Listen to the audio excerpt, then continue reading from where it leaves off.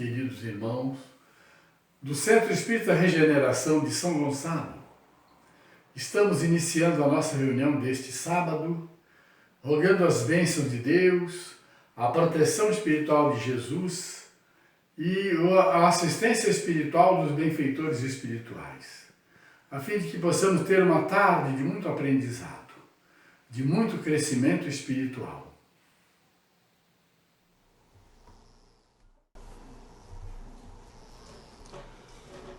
Muitas vezes nós já ouvimos alguém falar e já lemos no Evangelho que tudo nos é lícito, mas nem tudo nos convém.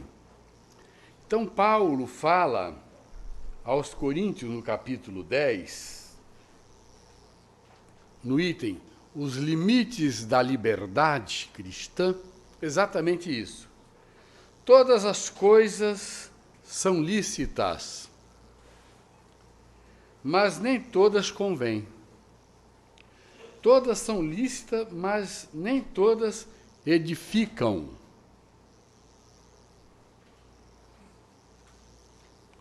Nem todos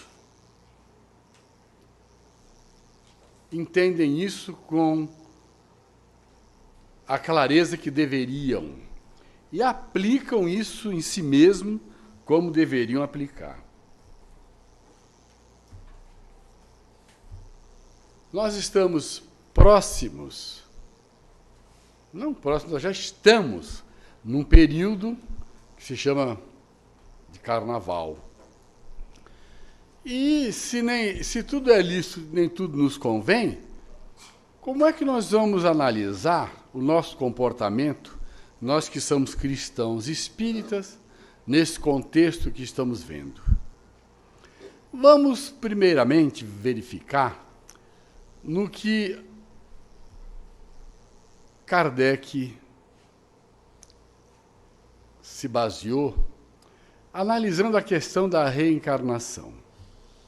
Quando ele analisa o problema da encarnação, ele deixa uma clareza muito grande, uma mensagem muito fácil da gente entender. E vamos ver aqui na questão 132 do Livro dos Espíritos. A gente sabe que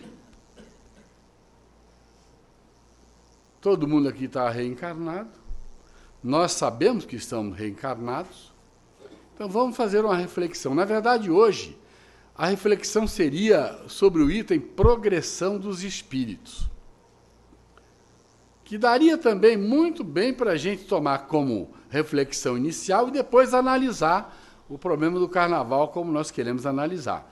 Mas nós preferimos ir lá na questão 132 para analisar sobre a encarnação. Então, pergunta Kardec: qual o objetivo da encarnação dos espíritos? E vem uma resposta longa. Deus lhes impõe a encarnação com o fim de fazê-los chegar à perfeição. Para uns é expiação, para outros missão. Mas para alcançarem essa perfeição, tem que sofrer todas as vicissitudes da existência. Socorro. Da existência corporal. Nisso é que está a expiação. Visa ainda outro fim a encarnação, o de pôr o espírito em condições de suportar a parte que lhe toca na obra da criação. Para executá-la é que em cada mundo toma o espírito um instrumento de harmonia com a matéria essencial deste mundo, a fim de aí cumprir daquele ponto de vista as ordens de Deus. É assim que, concorrendo para a obra geral, ele próprio se adianta.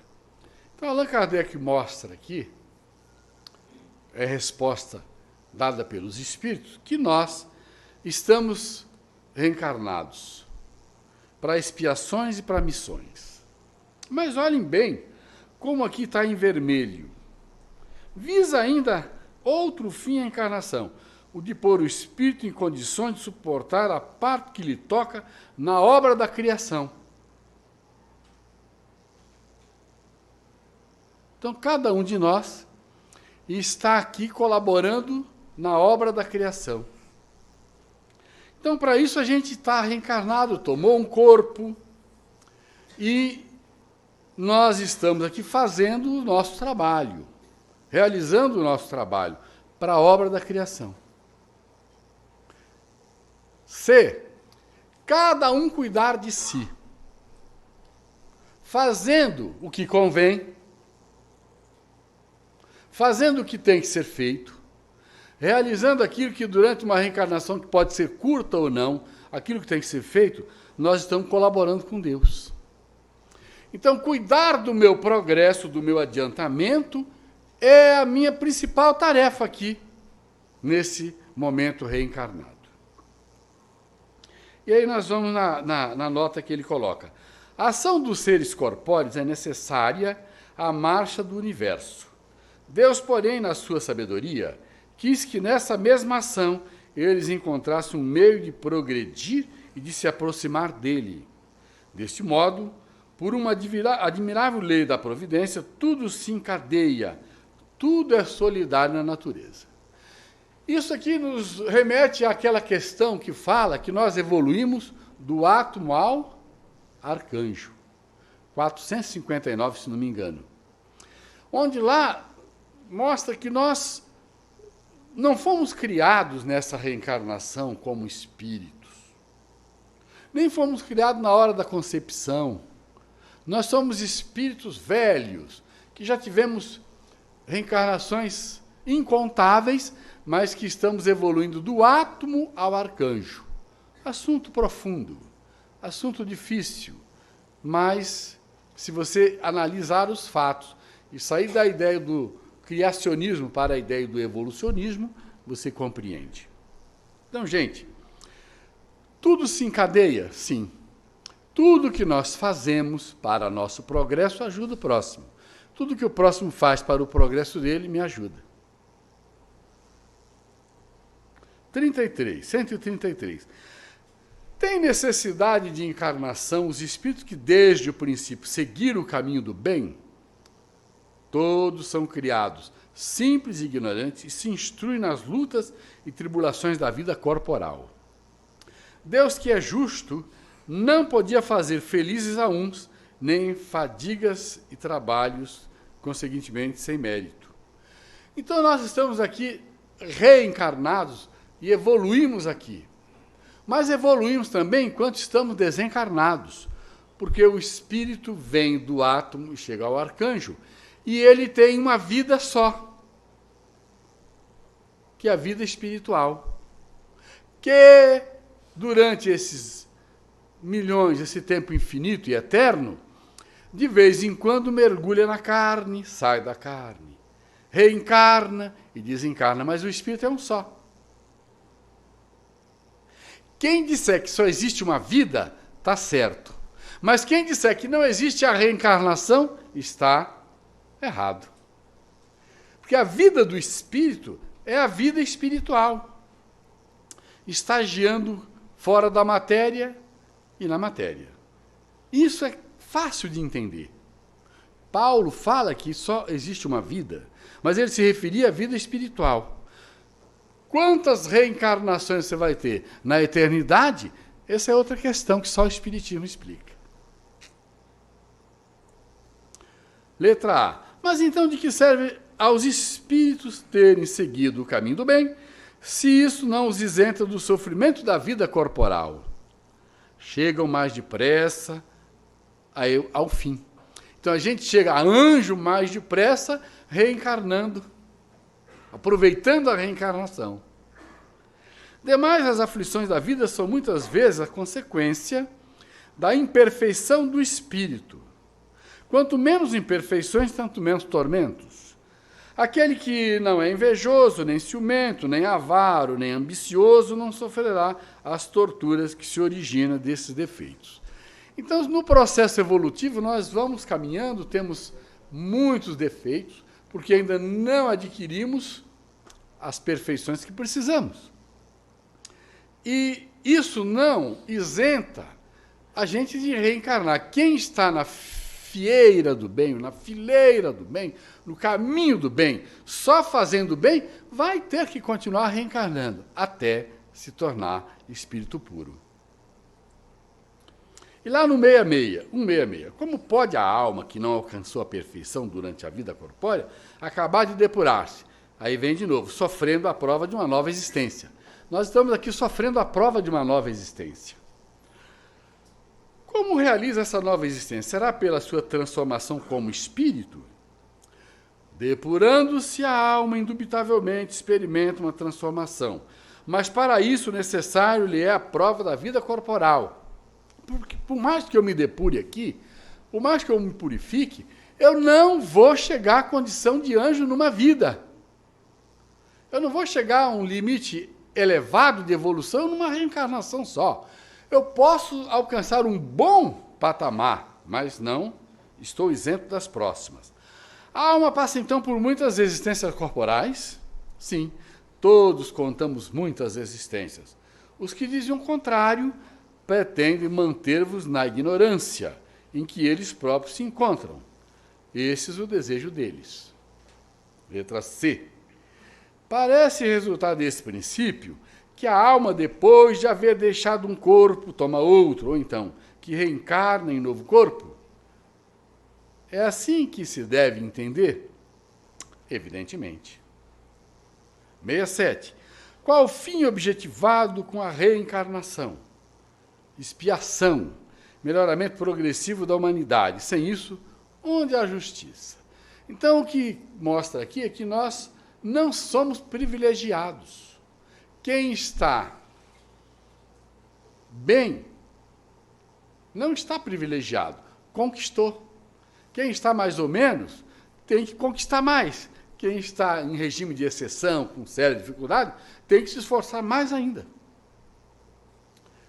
168. É limitado o número das existências corporais ou o espírito reencarna perpetuamente?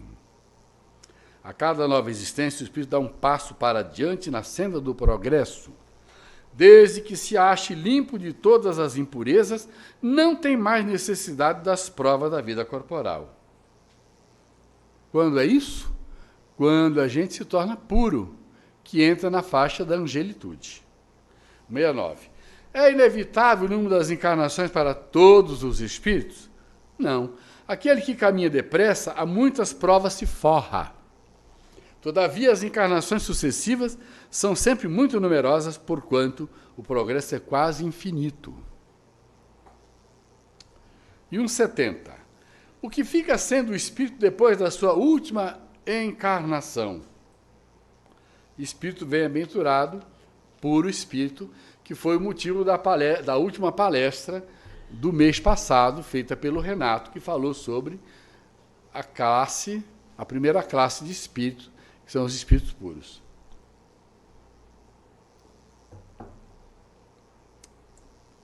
Carnaval. Vocês já leram a primeira página de hoje, que foi escrita em 1939. Quantos anos já tem? 75. Então, essa página de Emmanuel tem 75 anos. Naquela época, então, a coisa já era feia. Já era feia. Em 39, quem é que estava reencarnado aqui? Só você? Acho que só Solon. É velho, hein, Solon? Então, imagina vocês, o que já não era naquela época para ele escrever isto. Você também, né? Se escondeu aí, né? Já tinha nascido. Então, no livro Nas Fronteiras da Loucura, tem um material extraordinário para ser lido e analisado. Vamos ver primeiro as palavras de Manuel Filomeno de Miranda. Ele começa lá assim: o ruído estordoante dos instrumentos de percussão incitava ao culto bárbaro do prazer alucinante. misturando-se aos trovões galopantes, enquanto os corpos pintados, semidespidos, estorcegavam em desespero e frenesi, acompanhando o cortejo das grandes escolas de samba, no brilho ilusório dos refletores que se apagariam pelo amanhecer. Como acontecera nos anos anteriores, aquela segunda-feira de carnaval convidava ao desaguar de todas as loucuras no delta das paixões da avenida em festa. Milhares de pessoas imprevidentes, estimuladas pela música frenética, pretendendo extravasar as ansiedades represadas, cediam ao império dos desejos, nas torrentes da lubricidade que as enlouquecia. A delinquência abraçava o vício, urdindo as agressões, em cujas malhas se enredavam as vítimas espontâneas que se deixavam espoliar. As mentes, em torpe comércio de interesses subalternos, haviam produzido uma psicosfera pestilenta, na qual se nutriam os vibriões psíquicos, formas, pensamentos de mistura com entidades perversas, viciadas e dependentes, em espetáculo pandemônico deprimente.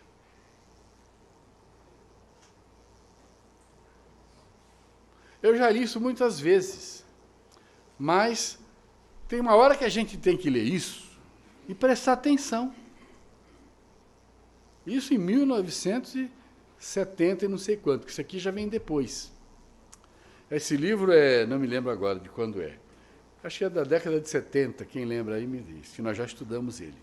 É da década de 70. As duas populações, a física e a espiritual, em perfeita sintonia, misturavam-se, sustentando-se, disputando mais largas concessões em simbiose psíquica.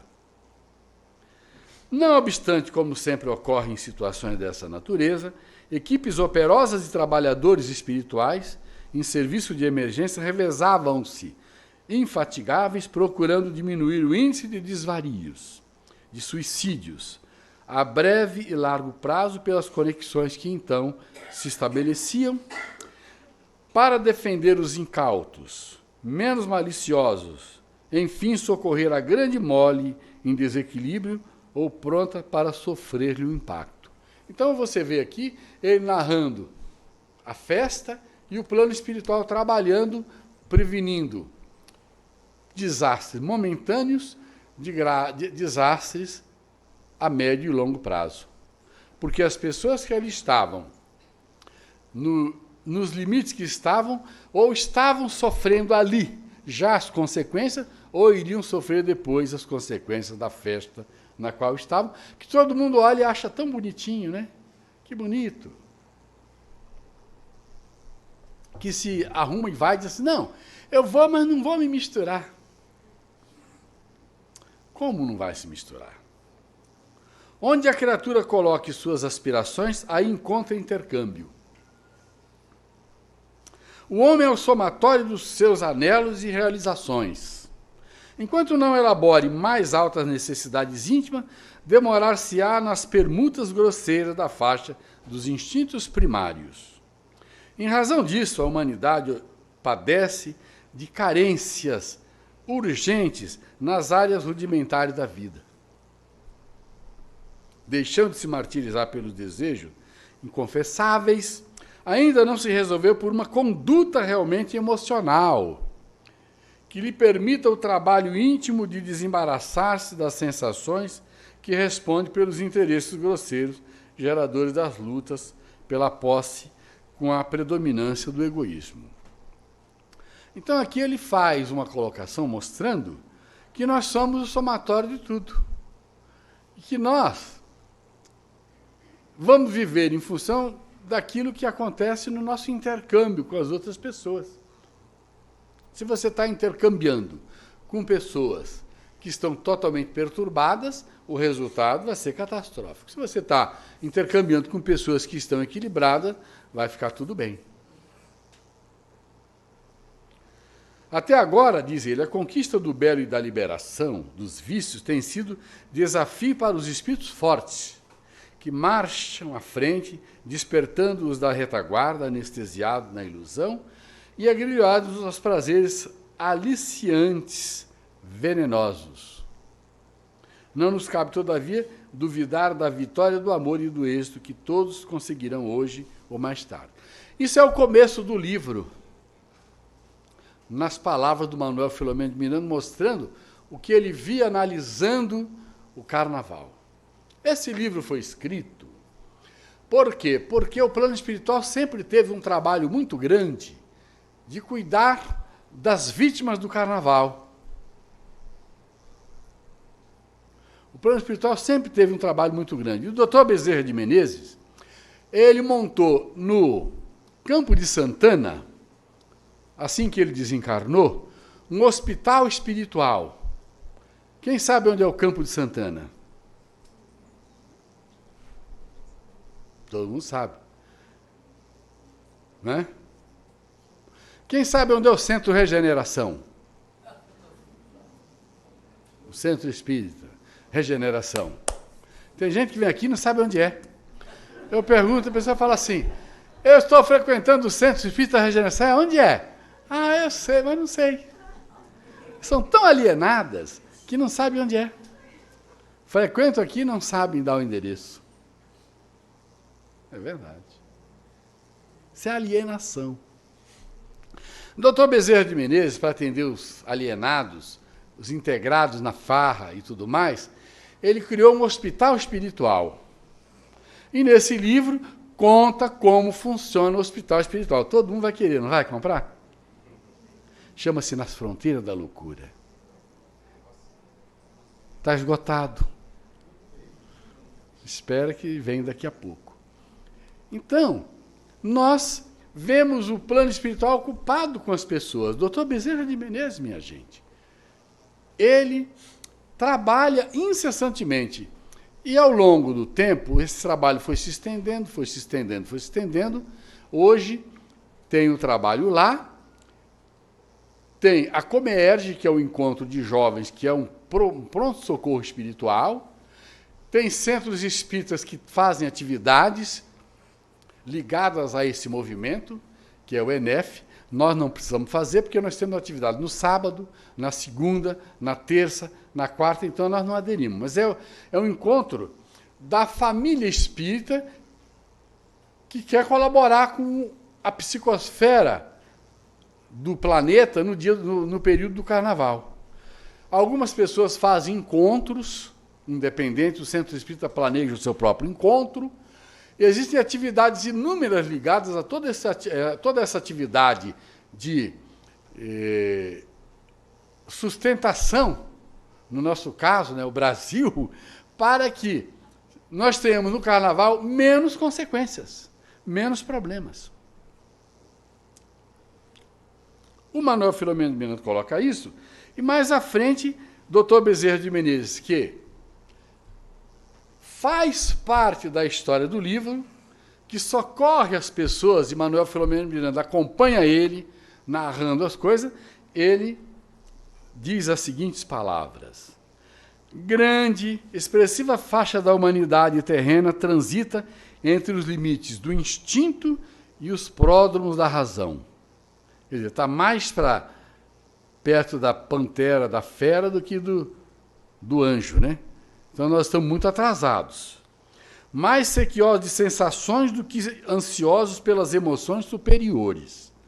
Natural que se permitam, nesses dias, diz ele, os excessos que reprimem por todo o ano, sintonizados com as entidades que lhes são afins. Então ele diz assim, as pessoas vão tentar extravasar. Então, compreende-se, não é que convenha, é lícito, mas não que convenha. Dr. Bezerra de Menezes não está dizendo aqui que convém. Natural que se permitam nesses dias os excessos que reprimem por todo o ano, sintonizados com as entidades que lhes são afins. É de lamentar, porém, que muitos se apresentem nos dias normais como discípulos de Jesus, preferindo agora a Baco e seus assessores de orgia ao amigo afetuoso. Perdendo-se nos períodos mais recuados, as origens do carnaval podem ser encontradas na Bacanalha da Grécia, quando era homenageado o deus Dionísio. Anteriormente, os trácios entregavam-se aos prazeres coletivos como quase todos os povos antigos. Mais tarde, representavam-se essas festas em Roma, como Saturnália, quando se imolava uma vítima humana adredemente escolhida no seu infeliz caráter pagão. Depois, na Idade Média, aceitava-se como naturalidade, uma vez por ano, diziam eles, é lícito enlouquecer. Então, na Idade Média, surgiu essa ideia de que uma vez por ano é lícito enlouquecer. Continua falando o doutor Bezerra de Menezes. Tomando corpo nos tempos modernos, em 3 ou mais dias de loucura, sob a denominação antes de Tríduo Momesco, em homenagem ao rei da alegria. E diz ele, há estudiosos do comportamento da psique, sinceramente convencidos da necessidade de descarregarem-se as tensões e recalques nesses dias em que a carne nada vale, cuja primeira sílaba de cada palavra compõe o verbete carnaval. Então ele diz aqui, ele ensina aqui que a palavra carnaval vem da ideia que se levantou defendendo o direito de se brincar e se extravasar, porque a carne nada vale. Isso é uma coisa que vigora até hoje. Vamos brincar porque, né? A vida tem que ser aproveitada.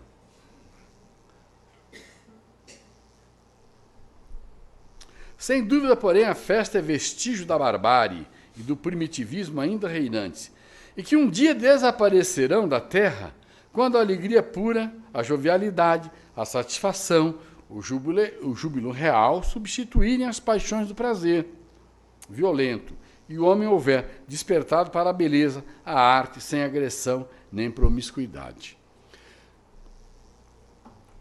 Quem está falando é Dr. Bezerra de Menezes. Quem falou antes foi Manuel Filomeno de Miranda. A mensagem que vocês têm aí à mão é de Emmanuel. Há milhões de pessoas envolvidas no bárbaro divertimento que não censuramos. Entretanto, há número superior de criaturas que não oferecem culto, nem mesmo sequer experimentam qualquer interesse ante os apelos da folia momesca. O que ele mostra aqui é que tem muita gente vinculada ao carnaval, mas a maioria não está. A maioria da humanidade não está vinculada ao carnaval. E ele continua. Quanto se utilizam desses dias em que o trabalho habitual sofre alteração para buscar recantos interioranos aprazíveis, regiões serranas e praias para o refazimento? Pessoas mais amadurecidas utilizam-se dos feriados carnavalescos para o estudo, meditações, encontro de renovação espiritual e lazer. Antes de seguir adiante, eu digo, aí é uma frase minha, que a minoria das pessoas gostam, vivem e se divertem com o carnaval. A maioria não gosta, não tira proveito, não ganha dinheiro nenhum, não vive disso. Mas essa maioria não está agindo corretamente, não age corretamente. Porque a maioria está doida que chegue o carnaval para não ir para o samba, mas para se divertir, para levar 10 graus de cerveja para a praia, encher a cara de cerveja, se embebedar e pintar o 7. Quando, na verdade, a gente deveria fazer o que Bezerra de Menezes recomenda. Nós deveríamos procurar lazer, sim, mas o lazer associado à leitura nobre, a um descanso. Tem pessoas que falam, eu vou para o retiro. Fazer retiro para quê? Para meditação. Isso ajuda. Se você quiser só você e sua família para um lugar descansar, leve Jesus com você, não o carnaval. Porque você chega lá e a primeira coisa que você faz é ligar a televisão. Aí você passa o tempo todo sem dormir, bebendo e vendo o carnaval. E dando nota.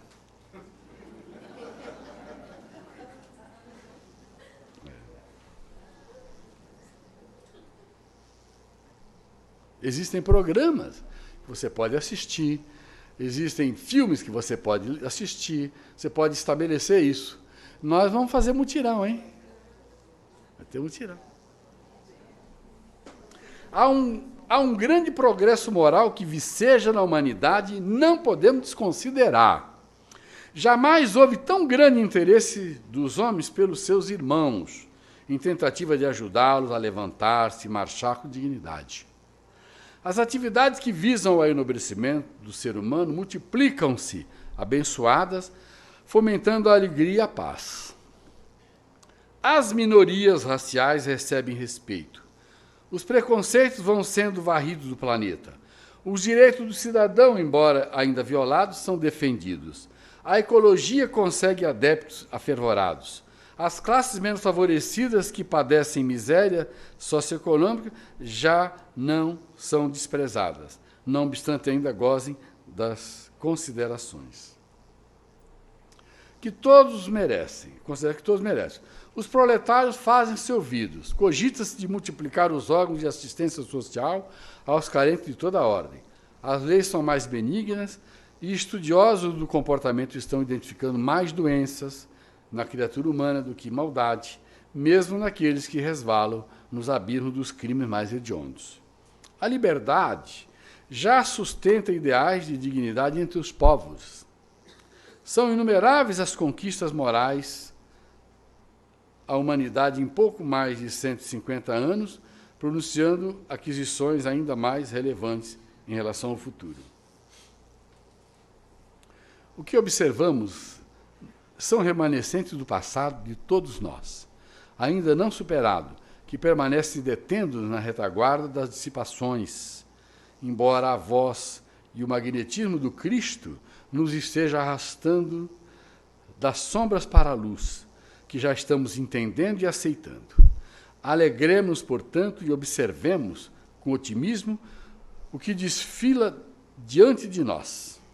Ontem, aí estavam mergulhados nos riscos escuros da ilusão, enquanto agora cá nos encontramos na margem abençoada, onde medram o equilíbrio e a paz. Então, o doutor Bezerra de Menezes, ele também faz um apanhado dizendo que a gente tem que escolher o melhor. Tem que escolher o melhor.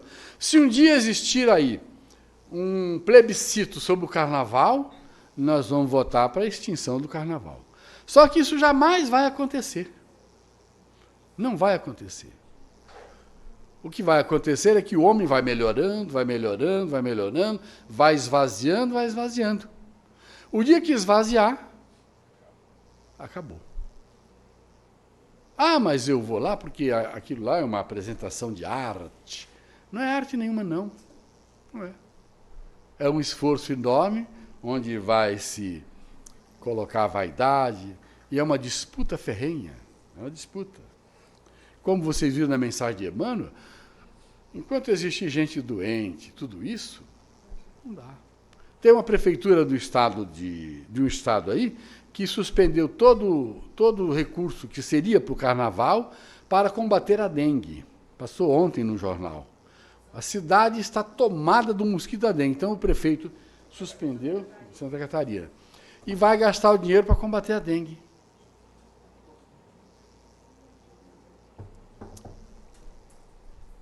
Nós estamos na iminência de não ter água, de não ter luz, não é isso que vocês estão escutando? Todo mundo está aflito, né? Pois bem, nós tivemos recentemente uma despesa gigantesca construindo um monte de estádios que já estão abandonados. E ninguém pensou em fazer um grande movimento de construção de energia eólica, por exemplo, que é limpa. Aqui tem, lá no Nordeste, não tem linha de transmissão, portanto, está lá, perdida a energia. Então, nós precisamos lutar pelo que precisa ser feito. E nós fazemos isso? Fazemos muito lerdamente, muito devagar. Só gritamos quando falta água lá na minha casa, eu vou ficar bravo. Lógico. Mas por que eu não gritei antes? Por que nós vamos gastar esse dinheiro todo? Porque nós elegemos pessoas desequilibradas, que não vê nada lá para frente. Tudo que vai faltar agora tinha que ter sido resolvido nesses últimos 20 anos. Teria sido resolvido. Se você for no lugar onde você via o córrego nascer e plantar, daqui a 2 anos tem água, mesmo sem chover muito. Eu sei porque um amigo meu é doutor nesse assunto aí de ecologia, daqui de São Gonçalo ele. Foi subsecretário de São Gonçalo em 4 anos, não deixaram ele fazer nada. Nada. Então, nós vemos tudo isso e somos passivos. Então eu peço que vocês peguem essa mensagem aí e coloquem na internet e mandem para o mundo inteiro. Já mandaram alguma vez? Mandem essa mensagem de Emmanuel. Se vocês quiserem, semana que vem eu dou essas para vocês. No livro Novas Mensagens, Humberto de Campos tem uma mensagem muito interessante. Humberto de Campos psicografou essa mensagem também em 1939. Então, tanto Humberto de Campos quanto Emmanuel estavam focados na festa do carnaval, mostrando que aquilo era um mal muito grande. E olha bem o que ele diz. Eu trouxe as mensagens na íntegra, então eu não estou nem fazendo palestra, estou lendo mensagem para vocês. Para que vocês vejam o seguinte, que não é o João Luiz Pessoa que é radical contra o carnaval. Não sou eu. O Carnaval do Rio de Janeiro, em 1939, foi mais uma nova realização da alegria carioca, entornando nas almas da agigantada Sebastianópole o vinho dos prazeres fáceis e das vibrações ruidosas que produz o temporário esquecimento das mais nobres responsabilidades da vida. Um escritor encarnado ou desencarnado que venha falar contra os excessos do período carnavalesco no Rio, costuma perder o seu tempo e o seu esforço sagrado. Isso era ele, achando que ia perder o tempo dele. Mas ele insistiu. Os 3 dias de Momo, aí está errado, tem um R a mais. Não, tem um R e um E, está errado. De Momo são integralmente destinados ao levantamento das máscaras com que todo sujeito sai à rua nos demais dias do ano, e a maioria dos leitores não deseja sacrificar a paz de seus hábitos mais antigos. Mate-se o vizinho, gritem as estatísticas, protestem os religiosos, chorem os foliões que não puderam sair na intimidade doméstica. O imperativo do momento é buscar o turbilhão da avenida ou descer dos morros pobres e tristes para a Praça 11, em face do apelo irresistível de Momo e de seus incontáveis seguidores. Tanto cuidado dedicou-se no Rio ao refinado bufo que o governo amparou as tendências generalizadas do povo, porque o homem da administração, preocupado com os fenômenos diplomáticos e com as tabelas orçamentárias, não dispõe de tempo para atender ao total das necessidades dos governados, apreciando pela rama as suas predileções, cumprindo a sua psicologia política, satisfazer as exigências populares para que as massas o deixem em paz, na soledade do gabinete, dentro da solução dos seus graves problemas administrativos de ordem imediata. Foi assim que atraímos grandes correntes turísticas, não mais para a contemplação das belezas topográficas da cidade valorosa de São Sebastião, mas para o conhecimento das paixões desencadeadas do nosso povo em maneios de terpsicose africana. O que ele quer dizer aqui? Ele quer dizer que os políticos, o que eu dizia há pouco, eles ajudam o carnaval, mas não cumprem os deveres deles. Nesse ano, intensificaram-se as folganças, com a nota dos marinheiros yankees e suecos, que se entregaram totalmente à folia. O movimento carioca causou uma vida nova. Não faltou mesmo a nota alegre e pitoresca da criança que nasceu em Niterói, em plena rua, sobre um leito improvisado de serpentinas. Os jornais e as estações radiofônicas não tiveram outro assunto que não fosse o da vitória de Momo no seu reinado extravagante de orgia. Os comerciantes se pronunciaram, a cerveja, o chopp e outras bebidas tiveram o consumo aproximado de 5 milhões de garrafas, isso em 1939. Em 1939, que só tinha 2 ou 3 tipos de cerveja. Movimentação extraordinária e lucros assombrosos. Prosperaram os negócios da Central e da Cantareira. Houve, porém, outra estatística menos conhecida. O delegado de menores recebeu 412 reclamações sobre crianças desaparecidas. Só no posto central da assistência municipal foram atendidas mais de 1.100 pessoas, em 1939. A par da progressão dos negócios, multiplicam-se as agressões, proliferou o crime, intensificaram-se as quedas na via pública, os acidentes de toda a natureza, os desastres de automóveis, as expressões de alcoolismo, as tentativas de suicídio, as intoxicações, os casos de hospitalização imediata, sem nos referirmos aos dolorosos dramas da sombra, que ficaram na penumbra, receosos da inquirição policial e da crítica dos vizinhos. Quantos casos acontecem que as pessoas abafam?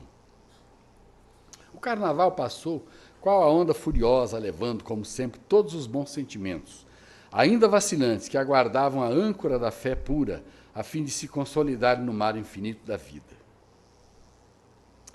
Diante das vibrações carnavalescas do povo carioca, nós nos calamos, porém, como o homem que lastima as irreflexões de um amigo, silenciando quanto ao seu proceder, em face das qualidades generosas que lhe exornam a personalidade. Somos dos que creem na eficácia da educação para o extermínio completo desses excessos dolorosos, porquanto todo problema é de ordem educativa. A propósito dessa necessidade imediata do nosso povo, apraz-me recordar nesta página, diz ele, a lenda da maçã podre, que ali alhures sem poder determinar, no momento, o objeto preciso de minha lembrança. Reunidos na praça pública, alguns velhos patrícios romanos falavam dos desvios do império e da penosa decadência dos seus costumes em família. Alguns possuidores de esperança apelavam para a guerra ou para novos decretos de força que compelissem a seus compatriotas ao cumprimento dos mais sagrados deveres da existência.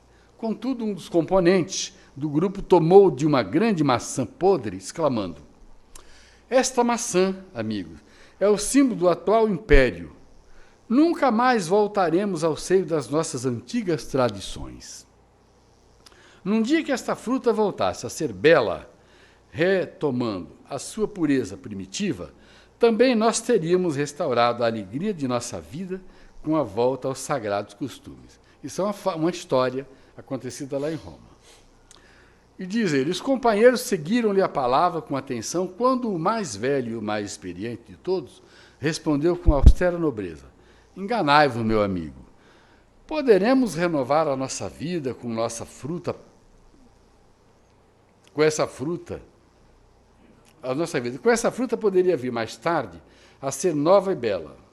Tomemos a semente desta maçã, condenada, e deitemo-la de novo ao seio da terra generosa. Cultivemos os seus rebentos com cuidado e amor, e sob o amparo do tempo, o nosso esforço vê-la-á multiplicada em novas maçãs frescas e formosas. Façamos assim também com o nosso povo. Busquemos semear na ala das gerações florescentes os princípios sagrados de nossas tradições e dos nossos hábitos, e mais tarde toda a podridão terá passado na esteira do tempo para caminharmos pelo futuro adentro com a pureza do nosso idealismo. Então ele pega essa história da maçã podre e diz que se nós educarmos as crianças que estão agora nascendo, fizermos um trabalho lento e demorado sobre o que deve prevalecer como valores para nós, nós vamos ter um mundo melhor.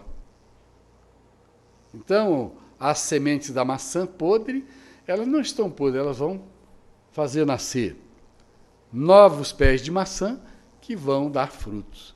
Nossas crianças, que devem ser educadas nas escolas, convencionais, nos centros espíritas, nas igrejas, serão, no futuro, aqueles que vão esvaziar o carnaval.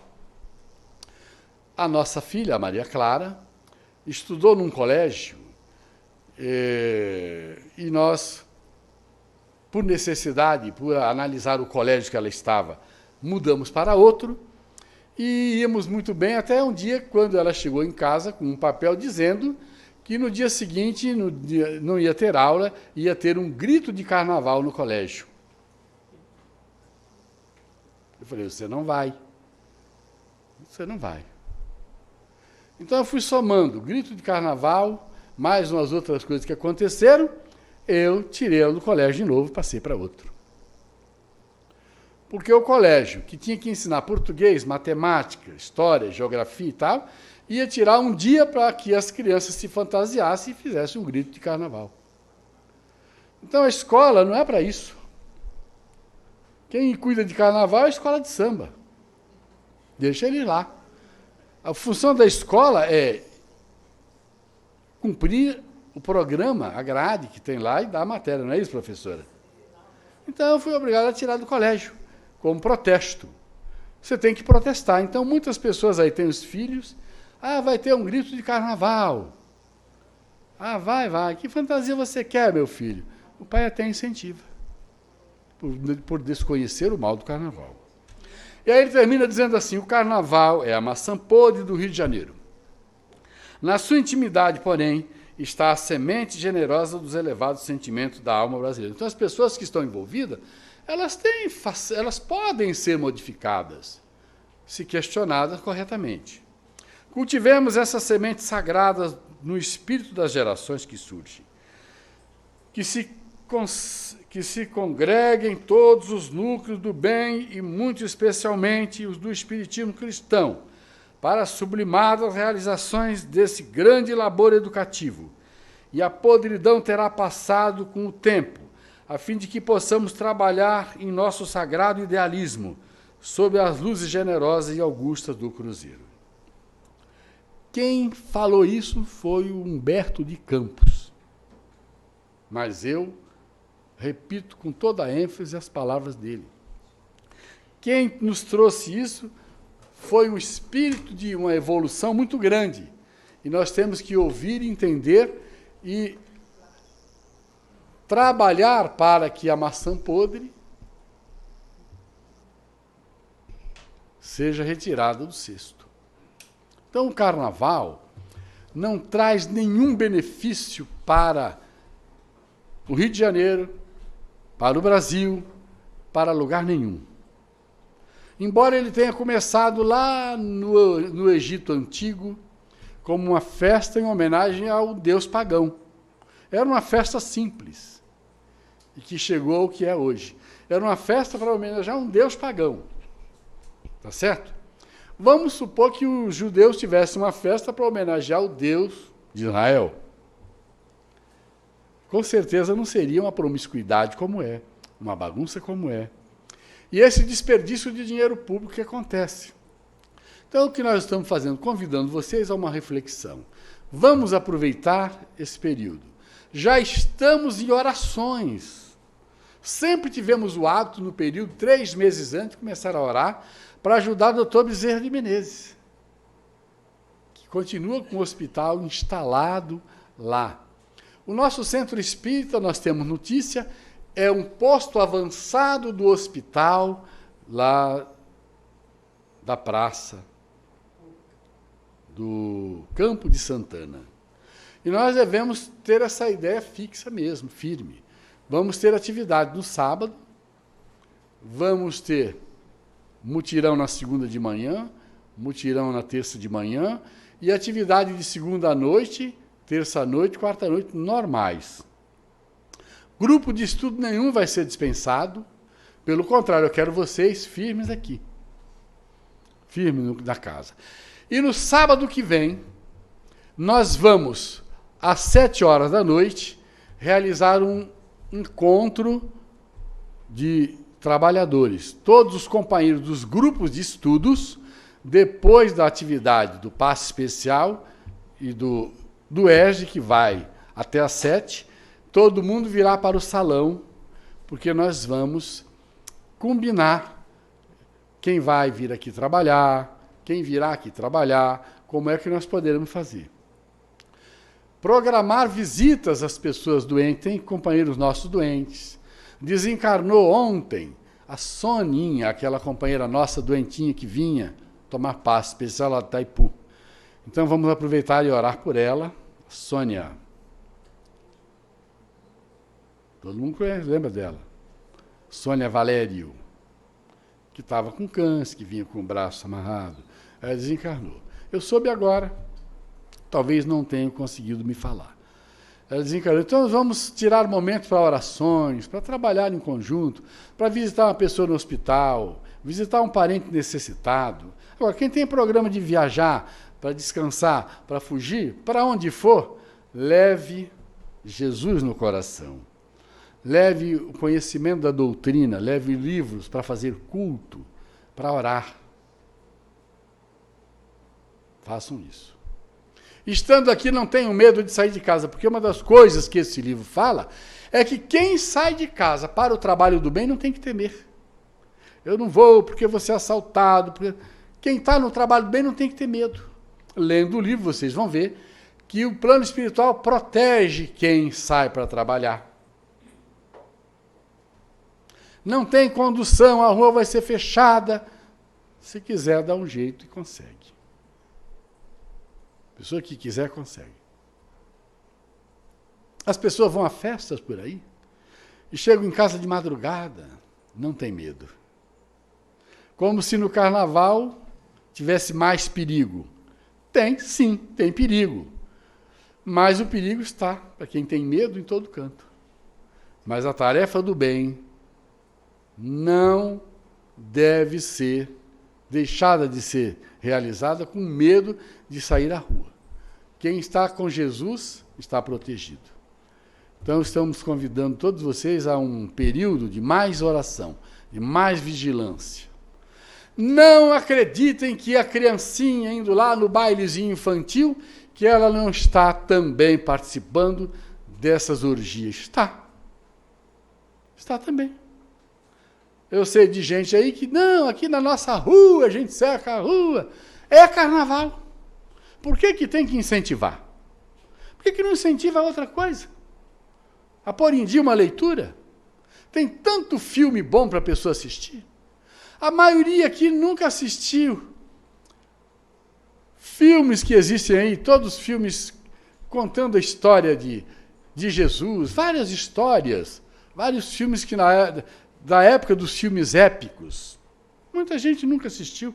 Pega para assistir. Tem filmes importantes. Chama um amigo para assistir Nosso Lar, em casa. Depois conversa sobre o filme. Então vamos lá, gente. Vamos orar.